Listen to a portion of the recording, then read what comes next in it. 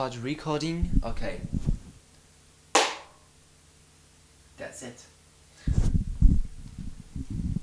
Salut, c'est moi. Non, non, ce n'est pas moi. Si, c'est moi. Non, ce n'est pas moi. Si, c'est moi. Non, non, non, ce n'est pas moi. Si, c'est moi.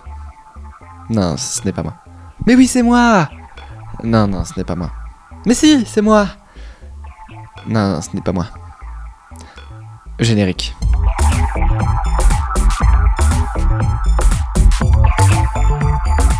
Gabriel n'avait pas d'amis. Il s'ennuyait beaucoup. Alors il a lancé Mlog.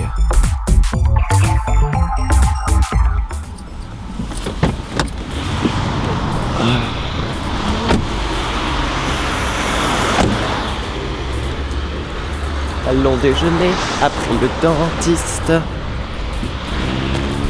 Bonjour à tous et bienvenue dans Mlog à gros budget, puisque aujourd'hui j'ai plein de trucs de fifou. Déjà j'ai un micro dans la main. Si c'est pas un truc de fifou, je sais pas ce que c'est. Mais je pense que si ce n'est pas un truc de fifou, j'aurais raté ma vie. Voilà, je n'ai absolument aucune idée de si oui ou non il fonctionne. Parce que je ne l'ai pas testé. Voilà. Et qu'est-ce qu'on dit sur les choses qu'on n'a pas testées ? Voilà ce que j'en dis. J'en dis que en fait, j'ai installé sur ma caméra le mode vlog, et que hier j'ai tourné une entière vidéo de 10 minutes avec ce mode vlog, et que ça n'a pas marché. Parce que je n'avais pas testé avant. Donc du coup, ce micro ne va probablement pas fonctionner. Dans le doute, je continue. Donc deux grosses nouvelles. Donc la première grosse nouvelle, on va parler des modes log. Donc c'est quoi un mode log ? C'est un algorithme dans les caméras en général de Ciné Pro. Et donc qu'est-ce qu'il fait le mode log ? Il enregistre l'intégralité des détails que capture le capteur. Donc il va vraiment prendre tout ce qu'il peut. Et il va faire une image qui est standardisée. Ça veut dire que chaque couleur a sa propre teinte. Globalement, c'est bien. C'est la vie, globalement. Voilà. C'est tellement pas précis que je vais vous montrer à quoi ça ressemble. Voici l'image log. Voilà à quoi ça ressemble. Donc, Panasonic ont décidé de faire une mise à jour pour le GH4 que je filme là avec, pour ajouter ce mode log. Et c'est ce que vous êtes en train de voir maintenant. Et donc, ce que ça fait, c'est que les couleurs, elles sont ultra plates. Et que du coup, sur tout ce plan que vous voyez là, on a un contraste parfait. Ça veut dire qu'il n'y a aucune zone qui sont sous-exposées et surexposées. Puisque les couleurs sont tellement plates que ça augmente la dynamique énormément. Et ça fait une image très très cinéma. Et après, on met par-dessus ce qu'on appelle un LUT qui fait ça. Voilà. Donc on peut faire ses propres LUT. J'en ai fait plein, mais ils sont tellement immondes que j'ai décidé de les supprimer. Et on peut en télécharger plein sur internet. Donc là, j'utilise les LUT de James Miller qui sont juste excellents. Donc les LUT, c'est un peu comme des filtres Instagram si vous voulez, mais toutes les informations sont conservées, ça veut dire que chaque LUT est entièrement modifiable. Et il faut le faire, parce que là si je mets juste un LUT sans le modifier, ça va ressembler à rien, hein. On est obligé, dans ces conditions qui sont différentes des conditions dans lesquelles le mec avait créé ses LUT, et ben du coup, forcément, je modifie les LUT pour que ça donne bien. Ça fait beaucoup de LUT dans tout ça, hein. Je devrais dire LUT en fait. Voilà, donc là ce que vous voyez, c'est une image corrigée. Et du coup, je vous propose qu'on sorte dehors pour voir ce que ça donne. Si on peut faire des trucs chouettes. J'ai filmé plein de petits bidules inutiles. J'ai filmé en excellentes conditions de luminosité. J'ai filmé en conditions de luminosité vraiment très très très mauvaises, c'est-à-dire la nuit dehors, avec un objectif qui est pas très lumineux. Techniquement, le GH4 il souffre énormément dans ces conditions et il peut pas. Enfin, je veux dire, il est mauvais. Il est mauvais parce qu'il est pas conçu pour ça. Mais on va voir si avec ce V-Log, ce log, hein, on appelle ça log, et puis la version de Panasonic c'est le V-Log L. Chez Canon ça s'appelle C-Log, chez Sony ça s'appelle S-Log, chez Arri Alexa ça s'appelle Arri-Log. Voilà, j'en passe des meilleurs. On va voir si ça donne bien, hein. J'ai tout filmé aujourd'hui, j'ai préparé tous les LUT, j'ai fait quelques tests hier, mais tout ce que j'ai filmé aujourd'hui je n'ai pas encore monté. Donc on va découvrir ça ensemble en musique.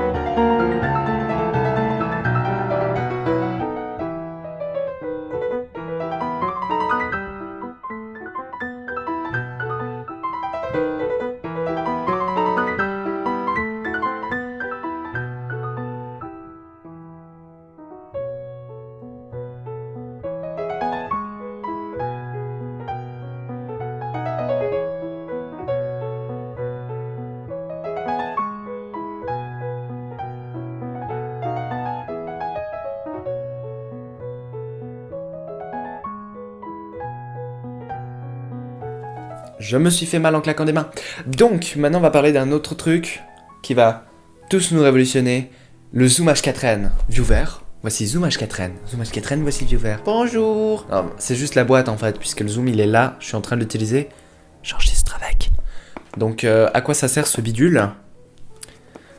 C'est un enregistreur de son qui enregistre le son. Donc, globalement, c'est un dictaphone du futur. On peut dire ça comme ça, ouais, totalement. Oui, on peut dire ça comme ça totalement. Vous avez raison, on peut dire ça comme ça totalement.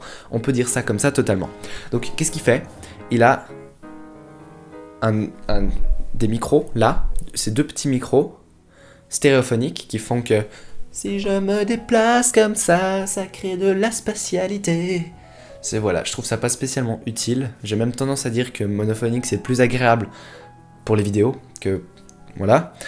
Mais en fait, ce qui est intéressant avec cet enregistreur, c'est que non seulement le son, il est juste extraordinairement bon, hein, vous l'entendez maintenant, le son est bon, le son est très très bon, hein, n'est-ce pas? Vous l'entendez, bien sûr que vous l'entendez, tout le monde l'entend, c'est juste trop bon, on peut pas ne pas l'entendre. Que le son il est bon, que le son il est bon, que le son il est bon. Mais c'est surtout que on peut connecter donc des XLR dessus. Et qui dit qu'on peut connecter des XLR dit que je peux connecter ça avec ça. Voilà.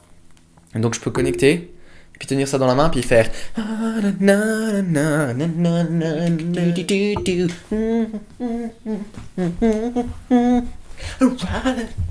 Donc globalement, voilà, c'est le Zoom H4n. Les prix ont bien baissé depuis l'époque où j'avais regardé. Il prend 4 heures à démarrer. Voilà, mais ça, je pense que c'est parce qu'il devait initialiser la carte SD. Là, encore une fois, j'ai fait qu'un seul test. Et comme d'habitude, quand je fais qu'un seul test, ça marche pas très bien. On verra. Voilà.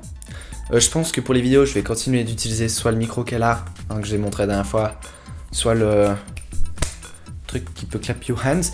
Mais en fait, si je voulais ça, c'est parce qu'on a dû filmer un truc de hip-hop l'année passée, et il y a eu toute une session avec des DJ qui mixaient en temps réel sur des vinyles, et on aurait bien voulu avoir un moyen d'enregistrer, et on n'a pas pu. Alors que cette année, on va pouvoir connecter ce bidule, là, le Zoom H4n, sur la table de mixage, et enregistrer le flux audio de la table de mixage. Le flux audio de la table de mixage. Donc globalement, je vais déjà arrêter cet épisode de vlog ici parce que j'ai fini de me vlogger avec le vlog. Et que le Zoom H4n il a l'air sympathique. Et que je vais faire le montage pour voir si c'est bien. Et peut-être qu'on se retrouve après, ou peut-être que c'est la fin de l'épisode. Bisous. Sortie de chant. Génial. Et comme d'habitude, c'est très rigolo parce que ça veut dire que je peux venir là, comme ça. Puis je peux couper la caméra. Voilà. Et vous m'entendez toujours. Je peux venir vous chuchoter dans le creux de l'oreille. Je sais que vous aimez ça. Je sais que vous aimez quand je viens vous chuchoter dans le creux de l'oreille. Tout le monde adore ça. C'est ce qu'on appelle un ASMR, Gabriel. Un ASMR. Dites si vous voulez que je vous fasse des ASMR. Apparemment, quand je parle là comme ça trop près... Eh bien, ça souffle dans le micro, donc il va falloir que je m'achète une petite... un chat mort, un dead cat. Pour que ça permette de m'entendre sans qu'il y ait de petits problèmes de vent. Ce qui serait plutôt une bonne chose, je pense. Allez, à toutes.